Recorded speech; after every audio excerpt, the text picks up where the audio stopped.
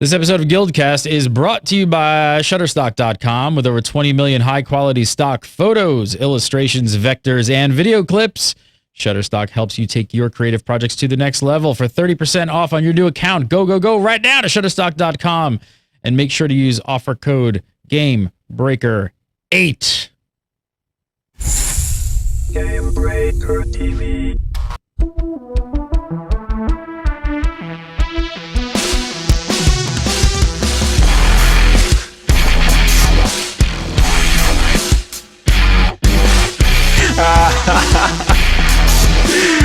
You never know when I'm gonna make the cameras live. I missed Matt was going crazy and I was gonna go with the camera. What's up, everybody? Welcome to the GuildCast episode number 82 for August 7th, 2013. You're watching Gamebreaker. I am Gary Gannon, and coming up on today's show, the Queen is wasting all of humanity's money.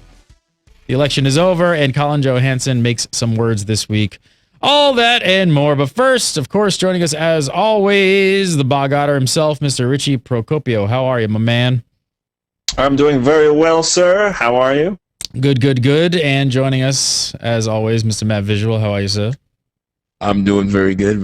How are you? Excellent. Why do you get all deep and sexy when I like you're hey, Matt, what's happening? Hey. I'm just so excited that you're back, Gary. Hey, I know. It's been a couple weeks. I miss you guys. I was just doing some stuff out on the road, checking out some Sony stuff. You know. On the road again. All right, so Sony stuff. So that means you saw EverQuest next. Oh, that's another. You want to talk about it on this show? That's you're gonna have like arrow to the knee. Why did I really just say that? Did I really just go there? That's a third game. It's another game. Did I really just go there with that? That was terrible. I should get commented. No, we're talking about Skyrim now. We got Skyrim Scrolls. No, we got everything.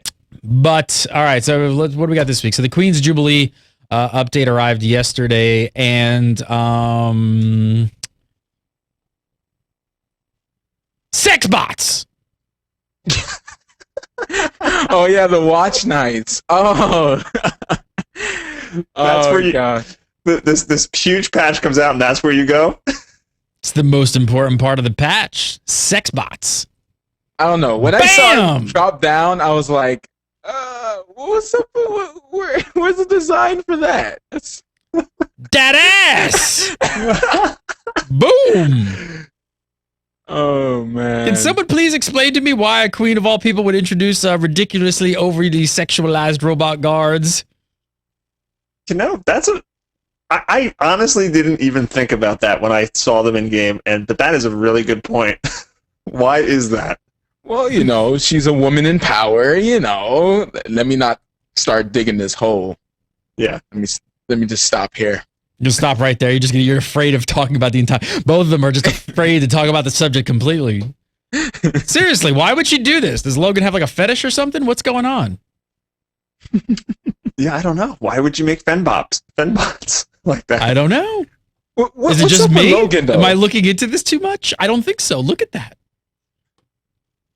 Yeah, no, I like I said before, I didn't pick up on that when I played through like the little instance and they introduced them for the first time. But looking at those pictures, you're right. They are overly sexualized. And bam! Yeah. I put my cup of coffee on that. It's like a ledge. Oh, seriously. gosh. That's what is there? You need a place for your cup of coffee? Queen's like, bam, I got you. I got you, Gannon. Official coffee holders.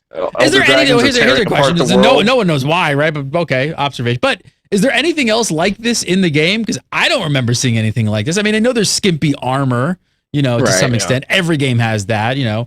Guild Wars 2 is the king of upskirt shots with the camera, you know, kind of. Definitely. But I don't know if I've ever seen anything like this before. Oh, it's a bit crazy.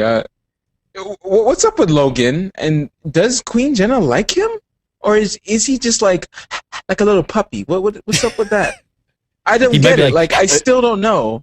What is he like? What's the relationship? He's like like a little puppy. He's like she throws a bone and he just goes running. You know. He does throw a bone. Yeah, I wonder if that'll actually come out as part of the story at some point. You know, that would be interesting. That would at least, you know, make it living story. so it fits. Like maybe they did that on purpose for some reason, but it is kind of odd now that I see it. All right, so the sex box are basically they're just guarding the new area, right? I mean, they've not replaced any of the regular guards across Divinity's Reach, correct?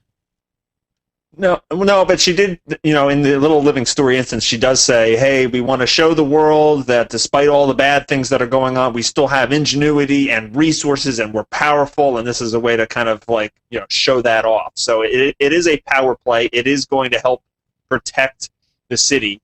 I just want to know, did any of these people watch Terminator? Because this is going to go horribly wrong. This is Skynet right here, and don't build these ultra powerful robots, right? Because they're making these robots. Sure, there's mesmer magic making them look like different creatures in here, but some of these are champion level bosses that they're making these clockwork creatures into. This is just going to go badly at some point. Yeah, if we do know anything, the same exact joke.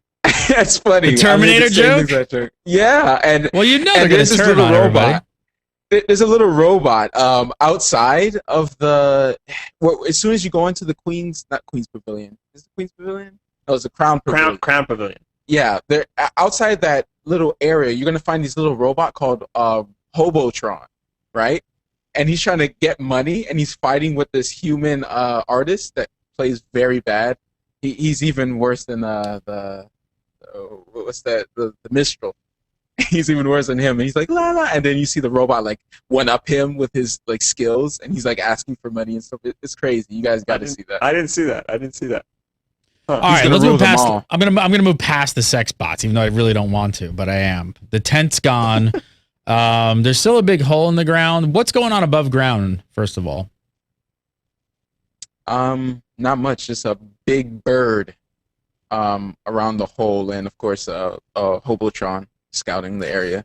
Not much other than that. Out in the world, they have the balloons. Oh, you mean out in the world? I thought you meant around the hole. I thought you meant around the hole in Divinity's Reach. Well, around the hole, first of all, yeah. Because then, I mean, there's a VIP area as well. We're going to talk about next. Right. Oh, yeah.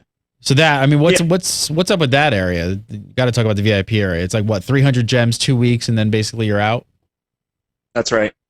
Yep, it's a little instance area that you get convenient everything, right? Every vendor, every trading post, your bank, and there's an Asura portal that allows you to port to any of the capital cities from one little tight knit hub. So it's the ultimate in inventory management and getting around little VIP area. Yeah. What do you guys think of the? What do you guys think about the way they're doing this? How do you feel about that?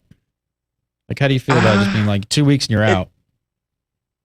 It's a little experimental. I think they even said that, on one of the websites that they're trying something a little bit different out. I don't mind it. It's paying for convenience, and I don't have a problem with convenience items being sold on the gem store. I do know that you can get one of these passes as a very, very rare drop. That's interesting. So there are other ways to get it. I've seen people report that. But yeah, if you want the ultimate convenience, it's funny because sure, you can take a couple extra loading screens and just get all that access, from Lion's Arch or even Divinity's Reach, the normal section. But there's a lot of farming that you do in this area, so it's really good to be able to come out and have one-stop shopping to clear your inventory and sell things and pick up things at the trading post. So there's really nothing. There's really nothing super unique to the area, then, is there? It's basically just a super convenient hub. I heard there's a magician in there, some type of entertainment. But that's pretty magician? much it. Michael Byrne. Magician. Mr. Magic Man. I mean, it's cool though. I would like to see them use this for something else, like housing, for instance. This would be pretty cool. Oh, that'd be really interesting. Area. And you could actually see into the area from outside, right? Yeah, and you can watch people bump their head into the doorway and get knocked back. It's hilarious. You cannot enter. Are you seeing a lot of people in there? I haven't witnessed many people. No, not me either. All right, so the hole's still there. So it's not exactly like a regular arena, is it? I mean, it's not like the Coliseum. It's very deep. It's a very, very deep arena going into the earth. Yeah. And you can't see in the air. You can't see what's going on from above ground, can you? No, it's instanced. All right, so we jump down the hole and then boom, brand new mini zone, which looks pretty cool. I mean, Yeah. It is. Yeah. It's a pizza pie. It's a pizza pie. It is a pizza pie. All right, so what's going on down here? I mean, I see a pirate area, a destroyer area. All right, so when you go down there, basically the first thing you probably should do is go to one of the stars and get one of the buffs. Now, the buffs gives you a magic find for 150%, right? So it makes farming even better pretty much down there. What happens is, as you kill enemies with that buff on, which each six of them have their separate buffs, and you have to get the achievement for 6 times around. So as soon as you get that one buff, you have to kill 100 people in total, and then you'll get the achievement for that. Now, what happens is every few minutes, it used to be a lot faster than that. It used to be like a couple minutes, 2 legendaries will spawn. And then most likely you'll see like a couple commanders running around, and they'll lead everyone to one legendary, and then they kill them, and then they go to the next legendary. And from that, you get, of course, the new champion loot bags, and of course the watchwork sprockets, which you actually use those sprockets, right, to get the sovereign weapon skins. And I hear this is the place to level alts right now, huh? Yeah. I actually put out a video on my channel today that is basically alt leveling heaven. You get, if you put on an experience points booster, experience some food, you get the banners, and you run around with like this Zerg, killing these bosses, and then just farming veterans. I gained like 6 levels in about 2 hours yesterday on my level 50-something Elementalist yesterday. So it was awesome. And then you're just getting a ton of loot, while you're doing it, and it's pretty awesome. And the thing that's great about it is a lot of the other Living Story events have been friendly to lower level characters, right? They bump you to 80 so you can participate and stuff like that. But most of the time, you're doing things that don't actually gain you any experience points, right? You can run Sanctum Sprint or the South Sun Survival minigame or do these different things, but you can do them on your alts, but you're not gaining actual levels on them. And so I really enjoy that. For this patch, we can actually participate. I got the achievement done. Like Matt said, you have to do 600 kills basically to get the champion achievements for all of those emissaries there. I did it all on my alt and gained a bunch of levels, so that was really fun. I like. You think the only thing about doing all that alt alt grinding really good is all that you think all that alt experience, everything that you're gaining down there, that's all by design and it's working as intended, or is it actually kind of overtuned a little bit too much and they're dishing out a little bit too much? Well, they nerfed it a bit. There used to be a lot of champions around the area, and they dropped loot bags. Right now, the champions drop loot bags, and people were just getting tons and tons of bags. I got tons and tons of bags and sold them all for a lot of gold, pretty much.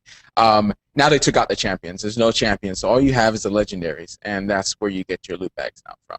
So I think now they have it to a certain, line that, you still get a lot of events done and stuff like that, but it's not too game breaking where you're just making so much gold. I mean, you make so much gold back before it got nerfed, of course. Yeah, it's definitely an intended change, right? They could not have overlooked the fact that people were going to run around this thing, because it's constant mobs, and like every 10 minutes 2 bosses spawn, and then while you're waiting for those bosses, you're going through, and these veterans are spawning like crazy, and you just run through, and people, when the game launched, people did the karma trains and ore. They've done speed runs in dungeons. ArenaNet has to be, at least I'm hoping ArenaNet is keen that people will farm these things if you let them. So it has to be by design, and I think people are having a lot of fun with it, to be honest. All right, so it sounds they finally put something in the game, like an event in the game that people really want to do because people want money. I mean, money makes things go around. So they finally have an event that people are very excited to actually farm. And somebody in chat room kind of summed it up and said it is a celebration after all. So there you go. Everybody's celebrating. Yeah. So it looks like design wise they kind of knocked it out of the park again. ArenaNet, damn you! Can you not knock it out of the park? I think they're getting a lot better. What's that? I think they're getting a lot better for each patch they come out with. So what's going on story wise? What's really going on here? there's like new villain, and yeah, she's basically celebrating her 10 years. Queen Jen is celebrating her 10 years of being in the rule at Divinity's Reach, and she's kind of flexing her financial muscle and showing off the Watchwork Knights, like I explained before. And then they have this great area that they basically converted the Great Collapse into this huge arena. But when they're dedicating this, things go awry, and we've now got the Aetherblade pirates kind of crash the party, and they jump in. You got to protect the queen, and a new Sylvari, female Sylvari villain has been introduced that we don't know who it is exactly yet, and she escapes. So we don't know exactly what's going on with that right now, but probably 2 weeks from now, when the second half of this patch goes live, we'll probably get to explore that a bit more.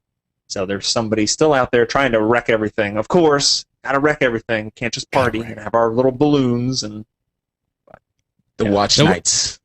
They will take over the world. Yeah. What about you guys? Last week you were curious about the spectating element. What about that? What happened there? Did ArenaNet follow through, or was it just bad wording? They followed through. It's an interesting implementation. So what happens is you have all of that pizza pie thing, right, where people are running around farming down below, and up above you can see these arenas scattered around, floating in the air. They're like cage matches, basically, and there's a ramp that goes around the circle on top, and people can queue up to have their turn fighting one of 12 different bosses. There's 3 tiers. 4 bosses in each tier, and each tier has an end boss at it. And you go one-on-one in this timed kind of match against these bosses with different mechanics. And while you're in the bubble, while you're in the cage, people that are waiting their turn can watch you fight and see what you do. And when you die, you get ceremoniously kicked back out to the platform. So it's interesting in that you can watch. It's interesting that you queue up and you have to kind of wait. You're in line. There's a bunch of them per server. I mean, so I don't know how many cages there are. I mean, there's like 6 or 7 or something like that. So there's sometimes a wait to get in there. A couple of things I didn't like. When you die, unless somebody's out there rezzing you, you have to respawn down below and then walk all the way up that ramp again. And that just to me is really frustrating, because the whole thing is it's supposed to be tough boss fights. I don't want to run up. I don't want to do this corpse run every time I fail. So that's a little interesting. And I also know some people are complaining because they have this huge Zerg going on down below, right? And it's in the same instance. And so if you're trying to do this precise boss fight and you're having any kind of performance issues because of a huge Zerg down below, it affects your ability to beat these bosses. I haven't personally found that to be an issue, but I know some people were complaining about it. But overall, it's pretty unique. I love the actual boss mechanics, and some of them are pretty damn difficult, so it's fun. Especially the Quaggin that keeps getting bigger each time you hit it. It's hilarious. What's that? It's hilarious. Yeah, it's great. It's great. I like it. What's going on with the hot air balloons and the beacons? All right. So, for the beacons, you do like torch runs in Divinity's Reach, right? They're pretty simple. They're not too hard. As long as you get like a nice town boost, you can do any of them without like a problem. You just gotta learn the right way to go, which is kind of self-explanatory. It's not really challenging in any way, which is not that bad thing or anything like that. But you complete those. For the balloons now, they're out in the world. Now you have to get 30 in order to get the nice red balloon thing to walk around with, like G-Man from Half-Life. But what happens is you have 2 balloons on each map, and to unlock, she's the person who was the pilot. They'll say, I need the ambassador or whatever to come here, and you have to do an escort mission, or you have to defeat the Aether Blades because they're keeping me from going up into the balloon or something like that, and you do that. And there's other ones when there's a champion. So you have to complete an event. Once you complete the event, you can actually go up and actually get the chests. And the chests they're okay. Lots of greens, at least, and a little small chance of a rare. But, I mean, it's money, that's for sure. Especially if you do like 30 of them, then it's like almost a gold if you sell all of it. It's pretty good. All right, so you guys have to sum it up. What do you guys think of the overall of this content patch? What are you thinking, Mr. P? You know what? And we haven't even touched like some of the other big features yet, which are not content related, but actual enhancements. So far this is fun. This is a really fun patch. I'm not through experiencing it all. It just came out yesterday, but I like. It's very different than what we've experienced before. I mean, we have this farming circuit, which is very lucrative. There's new weapon skins. There's new exotics, right, that come off the champion loot bags. So there's people that are getting excited for the new sovereign skins, which you can buy with the new currency, but also the fact that you have this chance to get some of these really cool-looking skins that have never been in the game before. So that's really fun. And then you have the these solo boss fights, the challenging little puzzles. You have to kind of. I know some people can do these things with their eyes closed because they're really skillful, but I've had several of the bosses where I've had to look at my gear, look at my spec, tweak some of the skills. I used Signet of the Doliac for the very first time since launch. I've never used that skill in the game before, but this gave me a reason to do it because of that friggin' Sylvari boss with the wind knocking you back over and over again. Pinball, can't stand her. So Signet of the Doliac for any warriors out there. It's the best. Yeah, so I'm enjoying it quite a bit. It's a fun patch. How about you, Matt? What are you thinking overall? I most of the time when I go and I look at the patch notes, I go directly for the new features because usually the events, they're okay. They're the little mini games. I might like one or two. Like, for instance, the South Sun Survival was really good. I definitely like one of those. And for this one, I did the same thing, and the features were awesome, of course, with the champion loot. Getting people to actually not pass by champions. The solo queue, I want to try some of that. I want to see what they did to the dungeons. I still haven't tried a dungeon yet to see how good it is, but from what I've seen with the champion loot bags, it's pretty good. But the events actually end up being pretty fun, and of course earning me a lot of money, which is always really good. So yeah, overall, good patch. I enjoyed it, especially for every 2 weeks. Exactly, right? Cool. I want to talk a little bit more about some of the other stuff coming up, and of course, we got to talk about the currency wallet. But first, I want to tell you guys about Shutterstock. If you guys have not checked it out, go over to Shutterstock.com, make an account. I want to save you guys 30% off on your account. All you got to do is use promo code GameBreaker8. For Guild Wars 2 people, there's another MMO coming on the horizon called Final Fantasy 14. And we brought back a show for the game. And we launched an entire website called xivnation.com. Why am I telling you all of this? Well, because none of our graphics would look as good as they do without Shutterstock.com. So I want to show you this. Check out. So here's our plate that we created for the show. This is what we use for our show graphic, XIV Reborn, the Final Fantasy XIV podcast.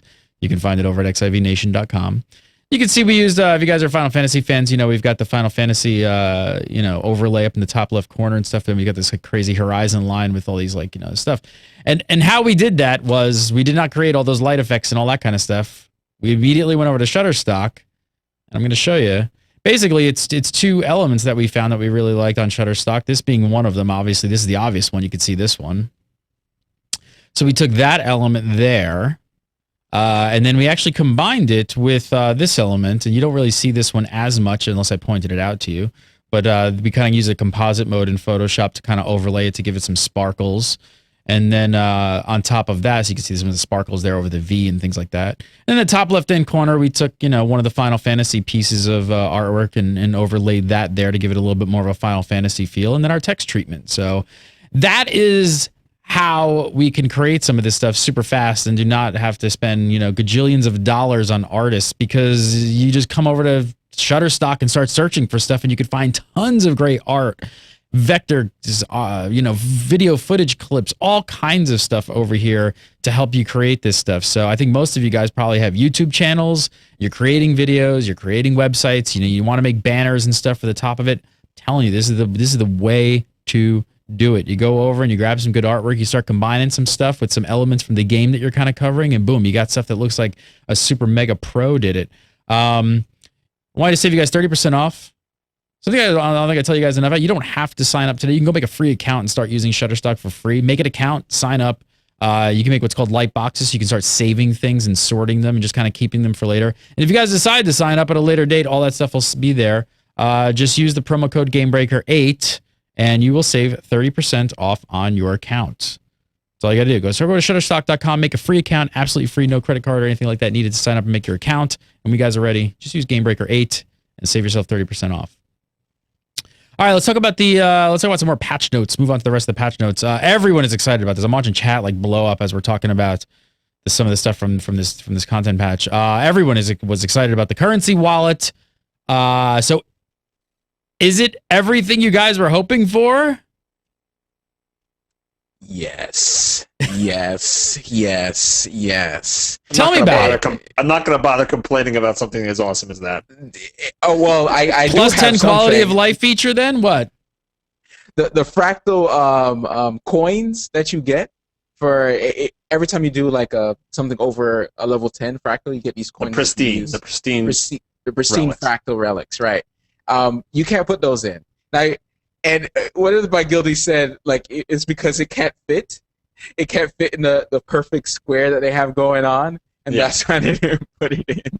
But other than that, like, I mean, I don't really care about that. I mean, you don't get enough of those for it to be a problem in your bank anyway. But man, I cleared up so much storage.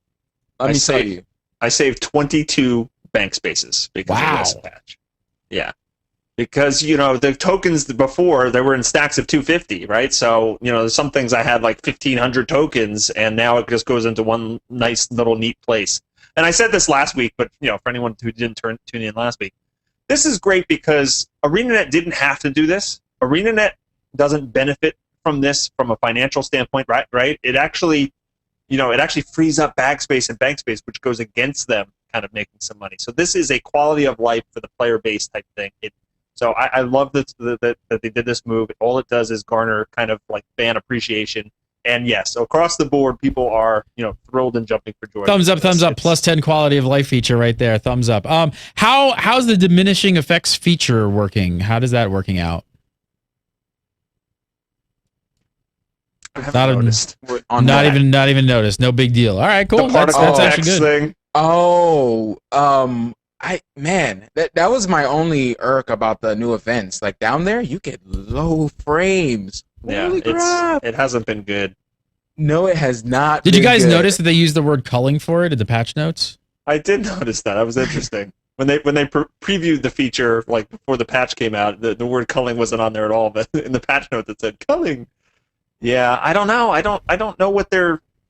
I know that they tested removing culling from PvE a couple weeks ago on the Claw of Jormag fight, right? All of a sudden, a bunch of screenshots came out showing just hundreds of players fighting the thing, and we were like, wait a minute, did they remove culling? And I think Colin Johansson confirmed that they were testing it on that fight particularly, but they still haven't squashed it. And like Matt said, I guess I was surprised because I kind of thought regular culling in the open world would have been completely gone by now. I didn't know this was still happening. It's weird because it's in a closed place. So I was like, "What's going on? Like, why do I have low frames?" I don't know. It has something to do. I mean, the place looks great, so maybe that's it. I don't know, but I mean, of course, you see the spam of skills as soon as you attack a legendary, but you also get low frames when no one's attacking anything. Well, at least not in front of you or anything like that. Yeah, and I'm still getting a lot of culling because it's funny. This has happened a couple times now where one of these bosses will spawn and people are getting ready to jump in to fight the boss, right?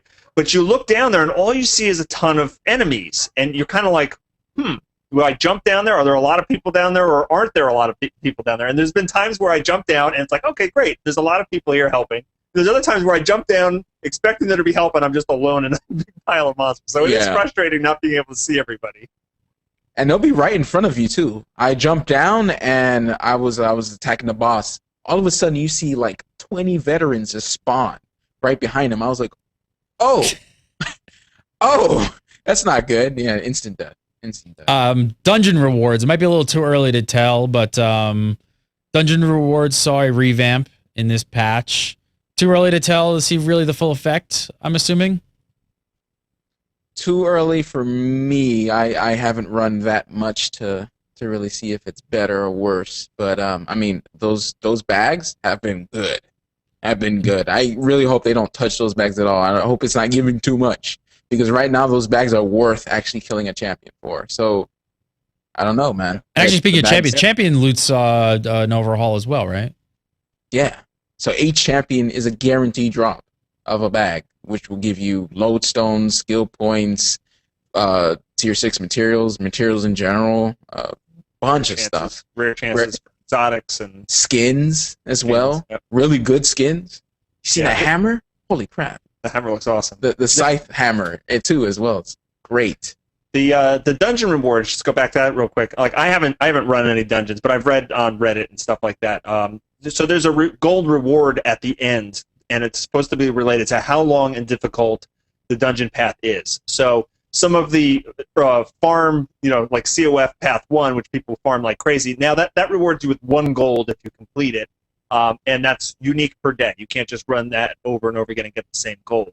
So it encourages people to run multiple paths, which I think has been successful. People are trying to do different paths each day. But there are some people kind of, and this is something they can tweak, but they're kind of saying, hey, why is this path only awarding this amount of gold? This is a really hard path. So they may have to look at the numbers a little bit and adjust, but it does seem to have incentivized people to try out more than just the COF Path 1 dungeon path, which is good. Richie, any big changes for your classes? There, it wasn't a very class-changey patch. The Warriors barely got touched. It was like mostly just little things here and there. So no, nothing on my end. How about you, Matt? For me, nothing changing my build, so I'm good to go. All right, good to go. Well, it's a pretty packed patch. All right, it's also coming with that. Ellen Keel won the election in Lion's Arch. Are you guys surprised? Chernobyl trumps Dark God, I guess. It's interesting. I really feel like they should have introduced Evan Nashblade as a character that we interacted with more earlier before this patch came out, because I think that's really where the vote came down to a lot. People just, he's been in the game, right? And we know he's been associated with the Black Lion Trading Company, but we didn't see anything from him until, we were all of a sudden, he was a candidate. So I think a lot of people that maybe not have been following or really don't know the difference between those two fractals, or they might have just saw waypoint costs and freaked out. They voted for Ellen because she was familiar, or maybe she was the good guy. I'm not terribly disappointed either way. I voted for Evan Nashblade, but I think the now you're talking politics, Richie Procopio. Better watch out. They never teach you never talk politics amongst friends. It just creates so much controversy. Oh, sorry. It does. Next, I'm going to talk religion. So. Oh gosh. Oh no. Do we know when we're getting Chernobyl? I mean, I assume they hadn't started it before we knew like what the result was. We know exactly when we're going to get it. Before the end of the year. Boom. Boom. There's the answer. That's all we know. Yeah, and we're going to get the 2 other fractals at the same time, I believe. They're going to put in the Molten Weapon Facility and what's the other one? The Pirate Aether Blade Retreat. Yeah. They're put those in at the same time, too. All right, I'm going to talk a little bit more about some other stuff coming up around the Guild Wars 2. But first, I'm going to tell you guys about Audible. Got a great deal going on with Audible right now. I want you to try Audible free for 30 days and get a free audiobook. I am in the midst of this book, and I cannot recommend it enough to gamers, especially MMO players. It is. I'm going to play it. I'm going to play it because it's so damn good. Hang on. At first, this seemed to be the only direct reference to the contest in the entire almanac. But then, buried among all those rambling journal entries and essays on pop culture, I discovered a hidden message. Scattered throughout the text of the almanac were a series of marked letters. Each of these letters had a tiny, nearly invisible notch cut into its outline. I'd first noticed these notches the year after Halliday died. I was reading my hard copy of the almanac at the time, and so at first I thought the notches were nothing but tiny printing imperfections, perhaps due to the paper or the ancient printer I'd used to print out the almanac. But when I checked the electronic version of the book available on Halliday's website, I found the same notches on the same exact letters. And if you zoomed in on one of those letters, the notches stood out as plain as day. Halliday had put them there. He'd marked these letters for a reason. It is like a roller coaster ride of craziness. I'm telling you, there's so much great pop culture reference in here. Gamers, especially MMO players, are absolutely gonna love it. It's just like virtual worlds, MMOs, in games, internet culture. It's awesome. It's called Ready Player One. It's by Ernest Cline, narrated by Will Wheaton.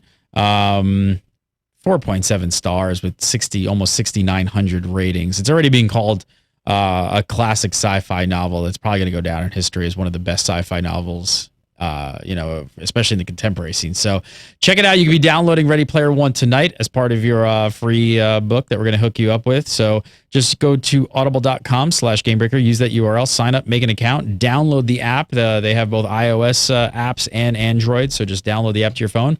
You're going to get to pick one free book. And there you go. Pick Ready Player One. I highly, highly, highly recommend it. Got to use that URL though, audible.com/Gamebreaker. All right, it's back to Guild Wars 2. So I guess great patch, great zone, great content. I think the one thing everybody's saying though is pity it's not permanent though. So on your scale of suck, does that suck a little or a lot? It's not permanent.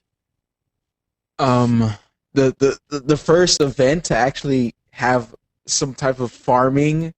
The last time we ever had something like this was karma farming. Where there was this events constantly going on, constantly. This is the first time we ever had that in a long time since ore farming. It's kind of sucky that it's gonna leave.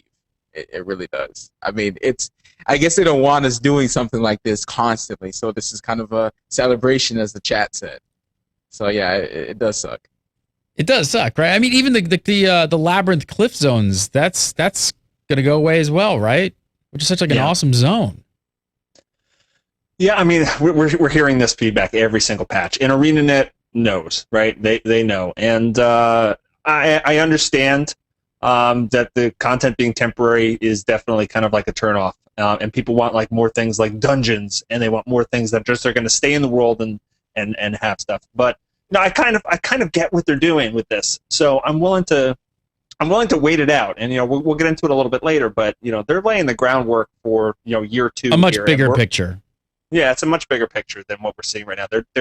They are laying the bricks for this game so that it will be set as we get into year 2, which we're about to start, and I think people are gonna be surprised at what they're able to do once this is all done.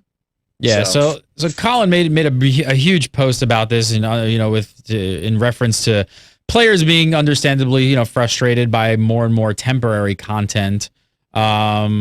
Let's look at what he said, because I think if you guys haven't heard this yet, it makes a lot of sense. He said, we wanted to get to the end of the first year of Guild Wars 2 with a decent amount of these events that can happen each year in our pocket to allow our second year a lot more opportunities to lean on these while we focus on much larger projects we've been working on in the background. He said, you will not see another new recurring style event in 2014 once our core portfolio of returning events have been completed with the Queen's Gauntlet. You'll already see the benefits of this as the returning of Halloween Super Adventure Box and Winter's Day has given some of our teams time to focus on other bigger projects during that time. So I guess first of all, I guess we can sort of say the Jubilee is just another recurring holiday event. Is that going to happen again? Maybe not. Maybe something might take its place. Maybe. I think a lot of events, some things might take its place. It's not all of them are not going to be like recurring events each year. I think some of them are going to stay, like for instance, Halloween, Super Adventure Box, and Winter's Day, and maybe even the Aetherblade stuff. Not the Aetherblade stuff. The one that we just had, which was the Bazaar, the 4 Winds. Bazaar, right? Exactly. I think some of those would keep reoccurring every year, but some of the stuff might just change up with something else, because I'm pretty sure they're not going to stop the living story. They're not going to just stop it. They're just going to have probably more permanent content next year, and have personal story as well. Not personal story, living story as well.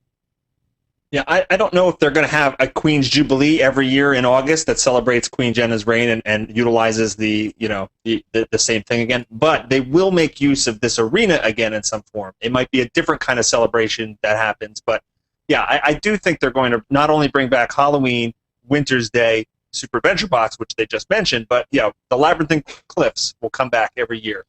the Dragon Bash celebration with the decorations and Lion's Arch will come back every year, and they will do something probably every year in the new Crown Pavilion as well. So these are huge zones with a lot of art assets that look gorgeous, and they'd be silly to never use these areas again. So yeah, year 2, we'll see these all again.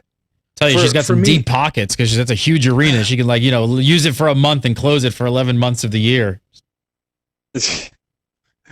Yeah, and we don't know this is, at least I don't know this for a fact or not, but it would be nice to be able to still go down into the area and see the area, right, while it's not active, because you can't participate in anything, but it would be cool if it was still part of the world in some form.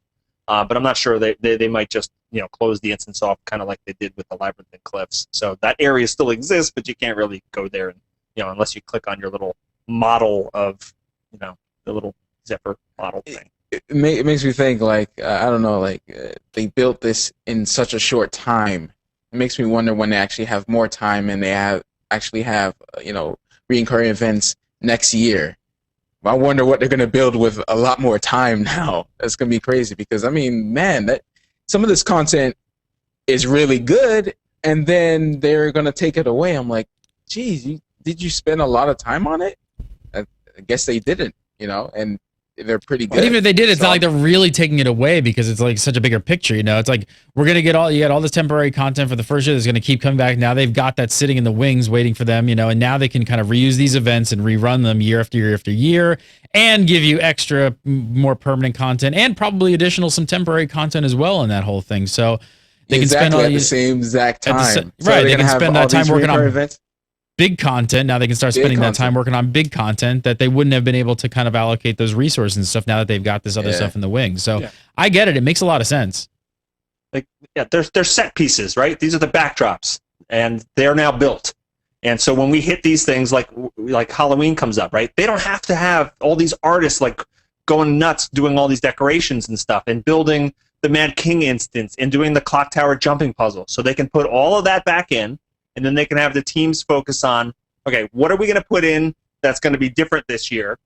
What's going on with the story? They can design that. And then if they don't need as many people as they did last year, if they take a couple people and they put them on some bigger project, an expansion or some other thing for a different month where we don't have this kind of, because like November, they're not going to do the Karka thing again, right? The Karka invasion. So they need something different for November. So, they can pull more resources into the group that actually does that, and we should see these bigger patches. I can understand, though, because players are not game developers, and I can totally understand players kind of being pissed thinking that, just not getting enough permanent content in the world. So, I'm glad they kind of come out and communicated this, and hopefully everybody understands that whole, their scope of how they're trying to do this thing. There's a big plan in place. And really, like, every patch that's been coming out recently has these new features that are really good. Like, I guess this one was the best one yet, which we're adding the champion loot and the wallet and then all those type of stuff. That adds a new layer to the content that you already have, And I know some people don't, I don't want to go out there and go get a champion, kill a champion. But, I mean, a lot of people do. And I think a lot of people were excited about that. I was excited about it. And, of course, the solo queue for PvP and stuff like that. So stuff that people have been asking for a while. So this patch is not, it may not have the events and the PvE content that a lot of people want, that I want too, but really, I can't complain with some of these new features. Yeah, and the last thing I'll mention on this point is players don't always know what they want, right? And we've said this before, but do we really want to be able to go to the Labyrinthine Cliffs all year long just because they made it? Politics, religion, now telling the gamers they don't know what they want. Damn. Seriously, if that was open right now, who would be going back there right now? Nobody, right? We want to do the new thing. But a year from now, when the bazaar opens up and you've been starved of that content for a year, you're going to go back and go, oh, I remember this. I love this. I love doing this particular thing there. I want to go back and see what's changed. And you get that nostalgic thing. I'm already, getting excited about the October patch coming back because I want to jump back in and do that clock tower again. And I think I've used this example before, but if the clock tower was always open, I might have done it once or twice over the past few months. And no one will care. But no one cares. No one would care. Cool I agree. Keep some things kind of cool. I totally agree. Colin finished up with this. He said, we're also looking into options that would allow players to experience the story sequences that will go away as the story moves forward for those who missed them. But this is still a ways off as we look at various options. Caverns of Time. Sorry. I had a World of Warcraft stuck in my throat. You know what? Guild Wars 1 fans will attack you for that. The scrying pool in Guild Wars 1 was there first. Is that the kind of thing? Yeah. Is that the kind of thing you guys would expect, though? They need that. I think that would solve a lot of problems, right? All these little like living story things that progress forward. Those are available for very limited time. Usually, you can only see it once, right? And so it would be great to have a kind of like log or a playbook of being able. They gave you that Delacroix book where you can rewatch that noir type cutscene again because it was really cool. But they need something like that so that you have a journal of all of the living story things that have happened, so players can kind of catch up if they miss it and replay stuff if they want to catch a small detail on it. So I think that's a good idea. Richie Procopio, follow him on the Twitter at Richie Procopio, and of course go over to his YouTube channel, which is Bog Otter, and check out all his amazing content. What do you got going up over there this week? I just put out the alt leveling guide for Guild Wars 2. I'm also going to be doing guides for the various bosses for the Queen's Gauntlet, so look for that soon. Check it out, youtube.com/bogotter. Mr. Matt Visual, follow him on Twitter at Matt_Visual. Gotta have that underscore in there. What you got going up on the channel this week? Oh man, lots of coverage from the new patch. Lots of coverage. All right, well, gotta check it out. Lots and lots of coverage. You can follow me at Gary Gannon. We do the show live every single Wednesday at 6 PST, and we launched a new website. Talked about it before, but if you guys are Final Fantasy XIV fans, 14 fans, check out xivnation.com. It's a hoppin' over there. It's a hoppin'. Thanks so much for watching the show. Don't say thanks enough, because we wouldn't do the show without you guys. You guys are awesome. Thanks so much for coming for the live show as well. And we'll see you next week for some more GuildCast.